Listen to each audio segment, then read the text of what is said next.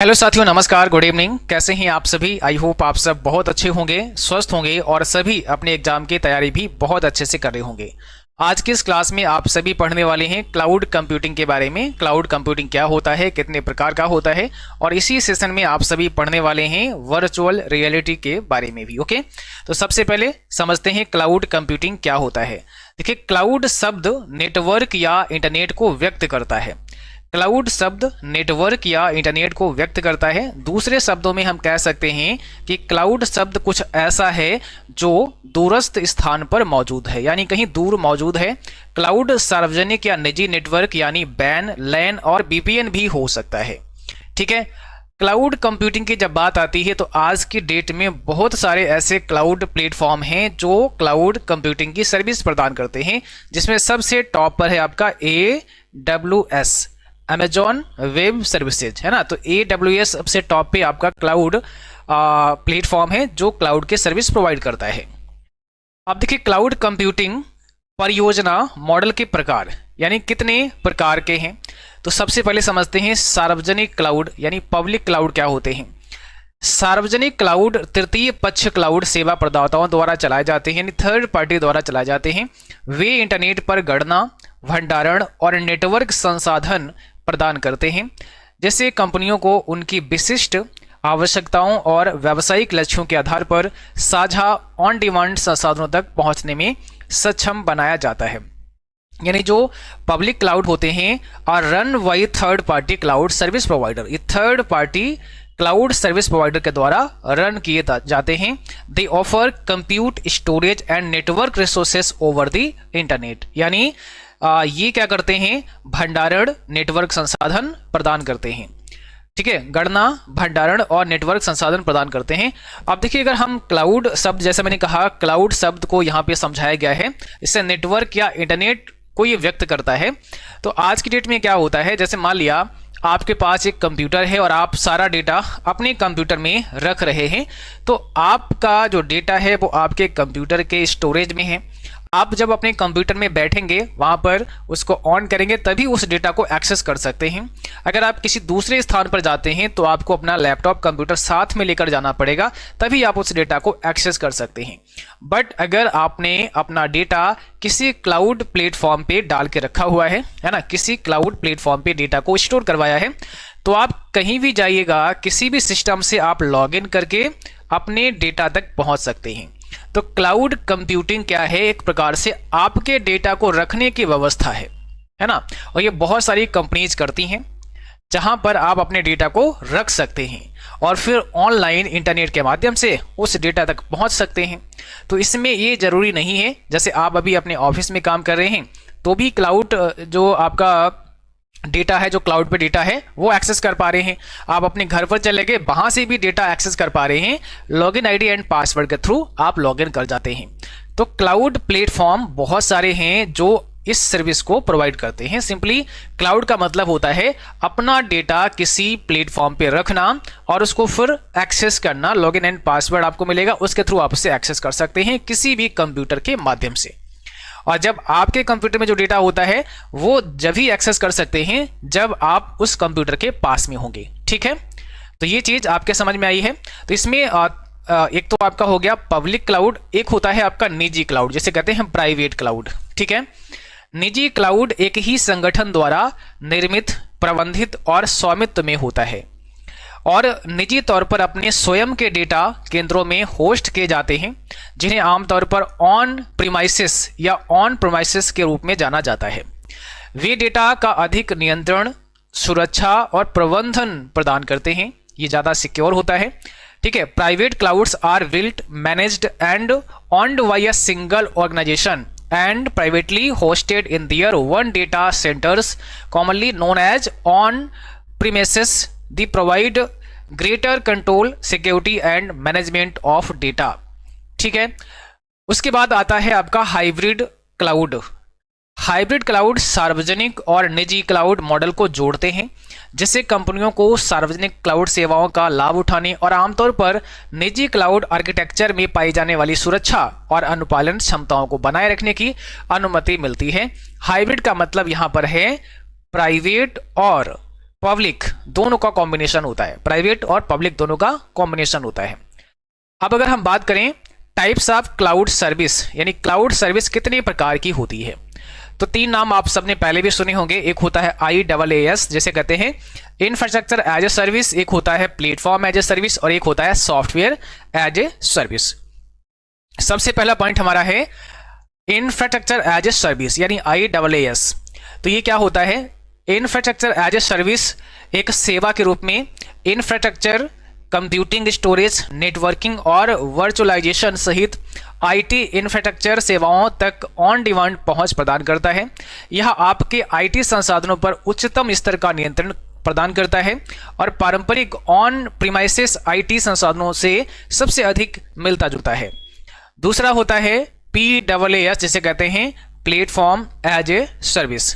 Platform as a service एक सेवा के रूप में प्लेटफॉर्म क्लाउड एप्लीकेशन विकास के लिए आवश्यक सभी हार्डवेयर और सॉफ्टवेयर संसाधन प्रदान करता है।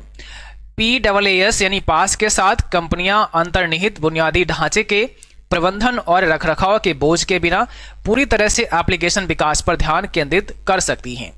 तो ये हो गया प्लेटफॉर्म एज ए सर्विस। इसके बाद होता है सॉफ्टवेयर एज ए सर्विस।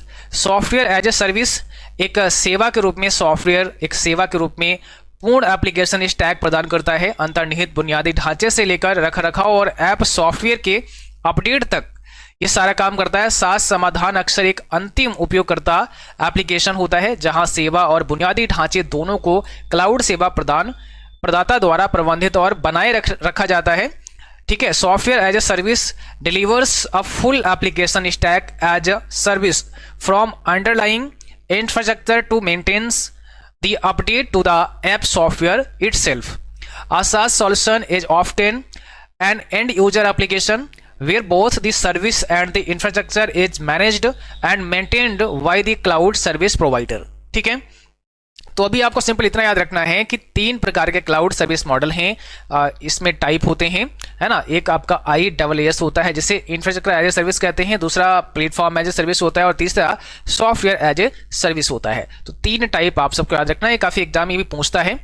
अगर बात की जाए फाउंडर ऑफ क्लाउड कंप्यूटिंग, तो जोसेफ कार्ल रॉबनेट लिकलीडर 1960 के दशक में इसकी शुरुआत हुई और ये इसके फाउंडर हैं, आप सबको याद रखना है। Some example of cloud service. Cloud service के कुछ उदाहरण कौन कौन से हैं? तो सबसे टॉप पे आता है अमेजॉन वेब सर्विसेज, ये टॉप क्लाउड सर्विस है। अमेजॉन वेब सर्विसेज जिसे AWS के नाम से भी जाना जाता है, AWS के नाम से भी जाना जाता है। फिर है Google cloud platform, Microsoft Azure, IBM cloud, Oracle cloud, Alibaba cloud, है ना, सेल्सफोर्स है, उसके बाद वेरिजॉन क्लाउड है, ये बहुत सारे हैं। तो सबसे टॉप पे आपका है AWS क्लाउड। ये सब क्लाउड सर्विस प्लेटफॉर्म हैं जो हमें क्लाउड की सर्विस प्रदान करते हैं। ठीक है, तो ये क्लाउड के बारे में थोड़ा सा आपने समझा। अब इसके बाद बात करते हैं VR के बारे में, यानी वर्चुअल रियलिटी के बारे में। क्या होता है वर्चुअल रियलिटी, कितने टाइप का होता है, इसको समझते हैं। देखिए वर्चुअल रियलिटी क्या है? वर्चुअल रियलिटी एक ऐसा कृत्रिम वातावरण जो सॉफ्टवेयर की मदद से बनाया गया है। वर्चुअल रियलिटी एक ऐसा कृत्रिम वातावरण जो सॉफ्टवेयर की मदद से डेवलप किया गया है। इसके साथ ये उपयोगकर्ता को इस तरह प्रस्तुत किया जाता है, यानी यूजर को इस तरह से प्रस्तुत किया जाता है जो कि उपयोगकर्ता को उसके असली होने के लिए प्रेरित करता है। यूजर को ऐसा लगता है कि एकदम असली है, यानी कि उपयोगकर्ता को ये बिल्कुल ही आसानी से विश्वास हो जाता है कि वो जो देख सुन और महसूस कर रहा है वो सच में मौजूद है, रियल है, ऐसा प्रतीत होता है। इसलिए कहा जाता है वर्चुअल रियलिटी। रियलिटी का मतलब असली और वर्चुअल मतलब आभासी है, तो वो आभासी बट आपको क्या लगता है एकदम रियल है ना, इसलिए बोला जाता है virtual reality. Virtual reality computer तकनीक के इस्तेमाल से बनाया गया एक नकली वातावरण है। कैसा है? एक नकली वातावरण है जो बिल्कुल असली वातावरण जैसा दिखाई देता है, लगेगा आपको एकदम रियल, बट वो रियल होता नहीं है। यहाँ पारंपरिक स्क्रीन की तरह देखने की बजाय उपयोगकर्ता इसमें पूरी तरह से डूब जाता है और 3D दुनिया से इंटरेक्ट करता है। यूजर 3D दुनिया से इंटरेक्ट करता है। इसे देखने पर ऐसा लगता है मानो हम किसी असली दुनिया में प्रवेश कर चुके हैं, जबकि यह पूरी तरह से वर्चुअल यानी आभासी होता है, नकली होता है। ठीक है ना, तो इसी को वर्चुअल रियलिटी कहा जाता है। और ये सब कैसे होता है? सॉफ्टवेयर की मदद से हो पाता है, अभी आगे हम डिस्कस करेंगे इसके बारे में।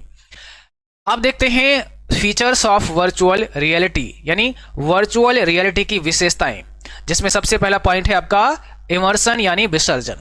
विसर्जन अर्थात उपस्थिति जो किसी व्यक्ति के आभासी वातावरण में शामिल होता है। उपयोगकर्ता खुद को एक आभासी वातावरण में रख सकता है और इंटरैक्टिव डिवाइस पहन सकता है, जैसे कि हेलमेट माउंटेड डिस्प्ले और डेटा दस्ताने पहने हुए इस दृश्य दुनिया का हिस्सा बन सकता है। वर्चुअल पर्यावरण के भीतर उपयोगकर्ता और वस्तुओं के बीच इंटरेक्शन उपयोगकर्ता को ऐसा महसूस होता है जैसे वो वास्तविक दुनिया में मौजूद है। यानी होता क्या है कि जैसे आजकल बहुत सारे वर्चुअल रियलिटी डिवाइस हैं जिन्हें आप पहन सकते हैं, जैसे एक आपका हेलमेट होता है, हेलमेट माउंटेड डिस्प्ले होता है, जैसे हम अपने सर में पहन सकते हैं।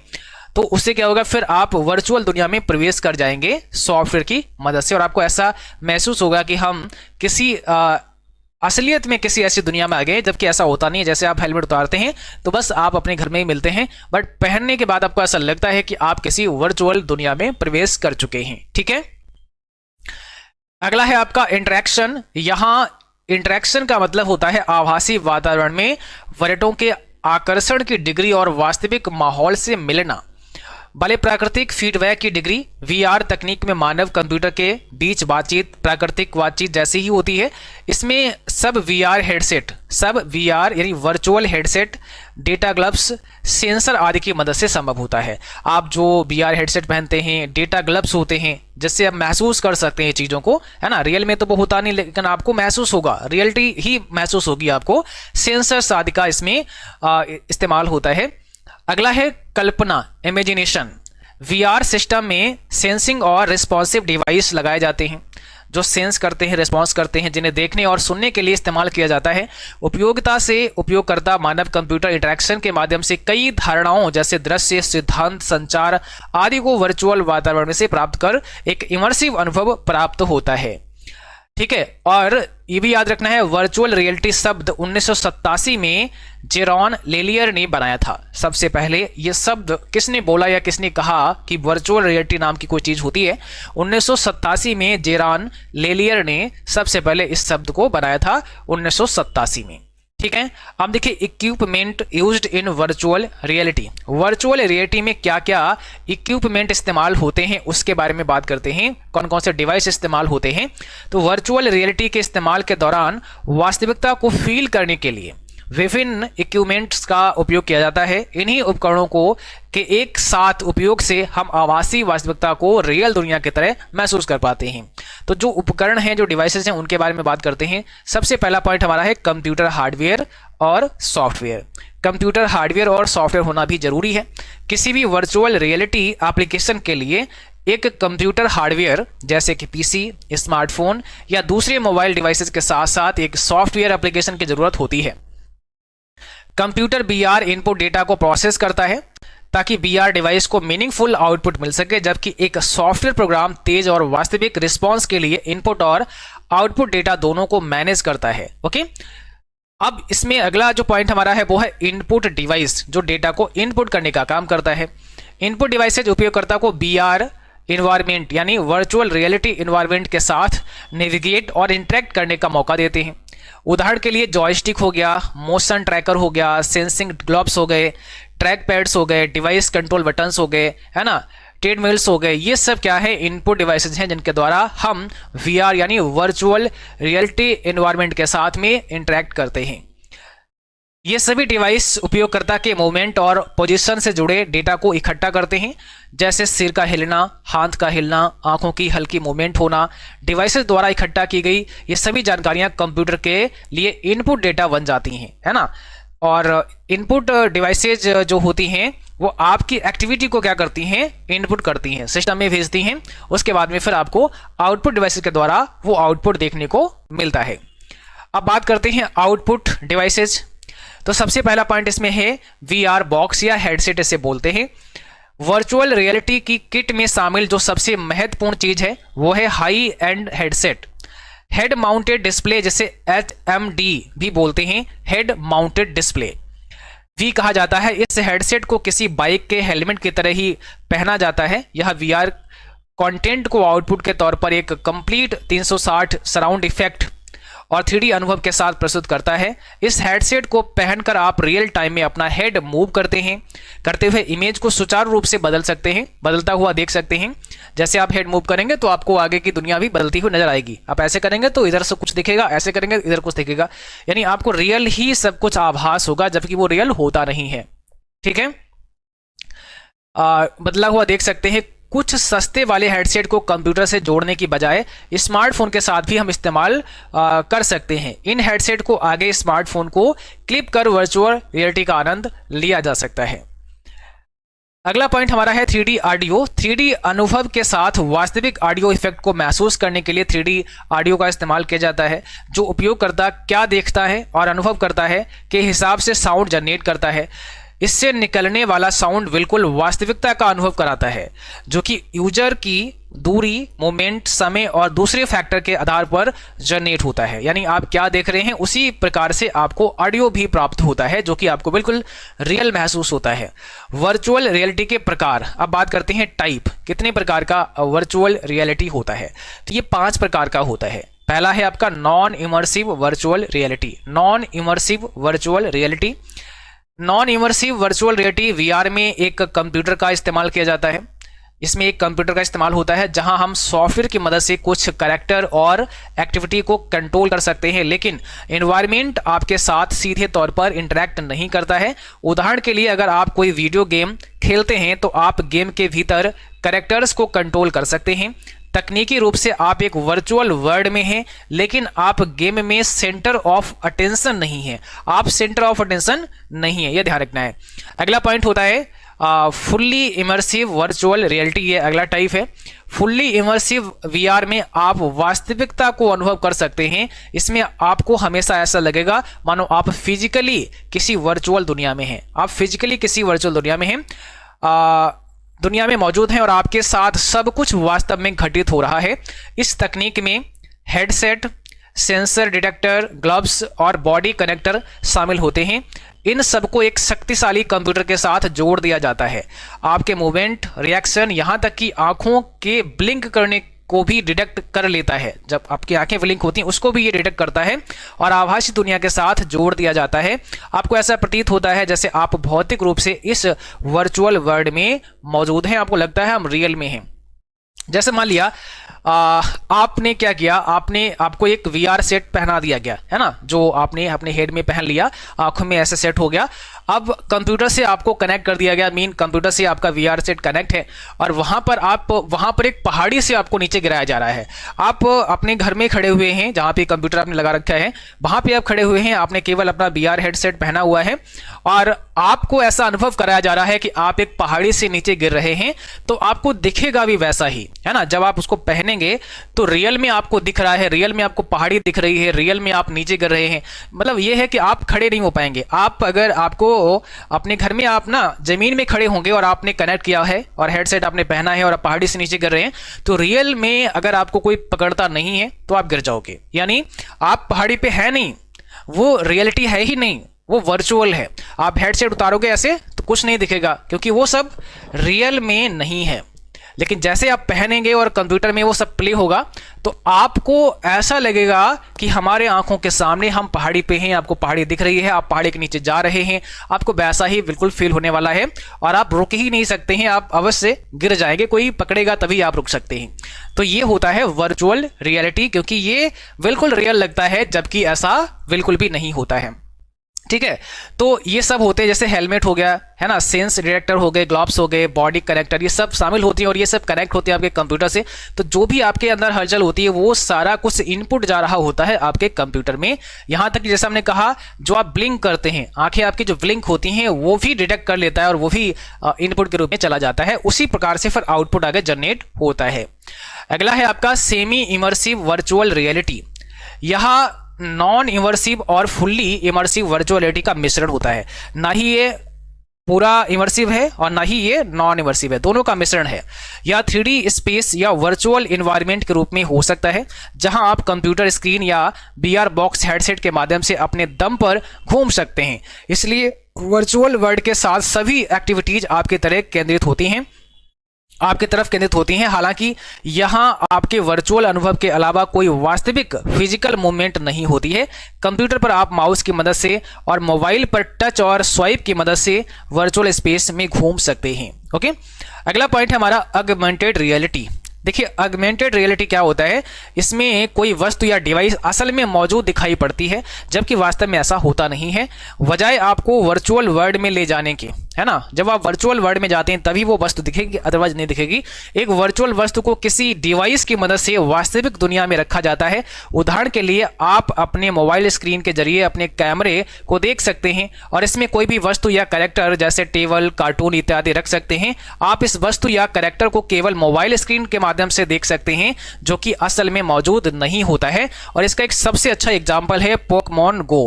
पोकेमॉन गो एक गेम है, एक प्रकार का ऑगमेंटेड रियलिटी गेम है। और ये आपके एग्जाम में भी आता है कि पोकेमॉन गो किस प्रकार का गेम है। तो उसमें ये है तो सब वर्चुअल रियलिटी में ही, बट उसके टाइप समझा रहे हैं। तो उसके टाइप में एक है आपका ऑगमेंटेड रियलिटी। तो अगर ऑप्शन में दिया जाता है केवल वर्चुअल रियलिटी तो भी सही कर सकते हैं, बट अगर इसके अंदर की कैटेगरी को उन्होंने दे दिया है कि भाई किस प्रकार का है ना, इमर्सिव है या कैसा है, तो आप बोलोगे यहाँ पे भाई ये AR है, यानी ऑगमेंटेड रियलिटी है। कैसा है? ऑगमेंटेड रियलिटी है। इसमें होता क्या है, ये ऑगमेंटेड जो रियलिटी होती है ना, ये पूरा वर्चुअल नहीं होता है। 50% मान लो आप, पूरा वर्चुअल ये नहीं होता है। इसमें कुछ रियल भी होता है और कुछ वर्चुअल भी होता है। जैसे अगर हम इस गेम की बात करें, पोकेमॉन गो गेम की बात करें, तो इस गेम को जब आप ओपन करते हैं तो इसमें कैमरा आपका स्टार्ट हो जाता है और इसमें एक पोकेमॉन होता है। पोकेमॉन एक कैरेक्टर है जो होता है। तो आप ऐसे देखोगे तो आपके आसपास का जो लोकेशन है, जो एरिया है, वो आपको उस कैमरे में दिखेगी। जैसे आप जहां पे खड़े हुए हैं, आप इस गेम को ऑन करोगे तो उसमें क्या होगा, पूरा मैप दिखेगा, आपके आसपास जो रास्ता है वो दिखेगा, सब कुछ दिख रहा है ना मैप पे पूरा। और उसी में स्क्रीन पर क्या होगा, एक पोकेमॉन गो कैरेक्टर है जो दिख रहा है। और मान लिया आपसे 100 मीटर दूरी पर वो कैरेक्टर है, उस कैरेक्टर को आपको पकड़ना है, उसको छूना है, ठीक है ना। और ऐसे देखोगे, मोबाइल के बाहर देखोगे तो कुछ नहीं दिखेगा, तब तो आपका रियल जो चीजें हैं वही दिखेगा। बट अगर मोबाइल के अंदर से देख रहे हो तो आपको आपका रियल वाला गेट दिख रहा है। जैसे आपका जो घर का दरवाजा है वो दिख रहा है और उस दरवाजे के पास में एक पोकेमॉन खड़ा हुआ है, एक पोकेमॉन कैरेक्टर खड़ा हुआ है। ऐसे देख रहे हो तो नहीं दिख रहा है, मोबाइल के अंदर से देख रहे हो तो कैमरा के अंदर से जब देख रहे हो तभी वो दिख रहा है। तो रियलिटी भी है इसमें और इसमें वर्चुअल भी है, दोनों चीजें हैं, क्योंकि वो आपका जो कैरेक्टर है वो वर्चुअल है, ऐसे नहीं दिख रहा है, बट मोबाइल के अंदर दिख रहा है। तो मोबाइल में देख करके ही आपको आगे बढ़ना है और आपको रियल में आपका रास्ता दिख रहा है, आपका रोड वहां पे दिख रहे हैं, है ना, सब कुछ नजर आ रहा है। तो अपने मोबाइल फोन में देख देख के उसके पास जाना है और जब उसके पास जाओगे तो वहां पे टच करोगे, समझ लो आपने उसको छू लिया, टच कर लिया, यही टास्क उसमें होता है। फिर आगे कहीं दूर आपको दिखेगा, फिर वहां जाना है, उसको टच करना है, ठीक है। तो इस प्रकार के जो गेम है ये आपका पोकेमॉन गो होता है, एक प्रकार का गेम है जो कि ऑगमेंटेड रियलिटी का एक प्रकार है, ठीक है। इसके बाद अगला पॉइंट होता है कोलैबोरेटिव वर्चुअल रियलिटी। यह वर्चुअल दुनिया का वो रूप है जहां कई लोग अलग अलग लोकेशन से आमतौर पर 3D या प्रोजेक्टेड कैरेक्टर के रूप में एक दूसरे से संपर्क में आ सकते हैं। उदाहरण के लिए पबजी वीडियो गेम में हजारों की संख्या में प्लेयर्स एक साथ आ सकते हैं और अपने इंडिविजुअल वर्चुअल कैरेक्टर को कंट्रोल कर सकते हैं। यहाँ वे एक दूसरे के साथ माइक्रोफोन, हेडसेट और चैटिंग के जरिए इंटरेक्ट कर सकते हैं। ओके, तो आज का क्लास यहीं पर समाप्त होता है। आई होप आपने क्लास को बहुत अच्छे से पढ़ा और समझा होगा। और इसी क्लास के राइट साइड में PDF भी दिया गया है, उस PDF पे क्लिक करके आप इसका PDF भी डाउनलोड कर सकते हैं और आसानी से बैठ कर इसको रिवाइज कर सकते हैं, पढ़ सकते हैं। चलिए आज के लिए बस इतना ही, मिलते हैं अगली क्लास में, तब तक के लिए थैंक यू।